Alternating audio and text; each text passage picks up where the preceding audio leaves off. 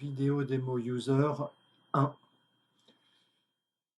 Donc nous voici maintenant dans QDV et nous allons progressivement présenter les différentes fonctions qui ont été implémentées dans le template PSI. On va commencer par le départ, donc dans la vue WBS, Expanded WBS, pardon. Donc, qu'est-ce qui a été préparé? Il a été préparé un calque, un layout du WBS avec les couleurs PSI, on va dire, qui sont compatibles avec TruePlanning. Et un certain nombre, on a implémenté un certain nombre de colonnes qui paraissent importantes pour cette vue. Donc, les ratios ECV définis au niveau WBS. Donc ça, c'est un champ qui a été implémenté dans le template PSI et c'est un champ qui nous paraît important s'il y a du pricing qui est fait dans QDV. Ensuite, la colonne Owner, bon ça c'est la colonne standard. Le récapitulatif du coût unitaire et du coût total, en prenant en compte les quantités de la vue WBS. Nous avons mis la colonne alternative. Donc, pour rappel, la colonne alternative, c'est la colonne qui permet de faire, d'identifier des options techniques ou des options programmatiques du devis. Donc, cette colonne, elle est renseignée. On double-clique dans la colonne et vous voyez qu'il y a un certain nombre d'infos qui sont déjà disponibles. En standard, la liste est prête, mais elle n'est pas customisée. Ça sera à chacun des deviseurs qui devra la customiser. Pour la customiser, il faut aller dans l'Overhead Workbook.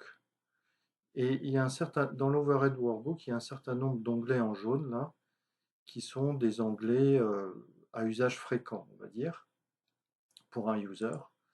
Et donc là, on voit qu'il y a une feuille alternative. Et donc c'est là que je vais pouvoir, par exemple, dire option NIC 1. Donc je ne change pas l'ID, je ne change que la description. Donc voilà à ce niveau. Donc si maintenant je reviens à ma vue WBS, quand je double-clique dans ma colonne, pardon, dans la bonne colonne, et ben je vois que mes alternatives ont bien été prises en compte.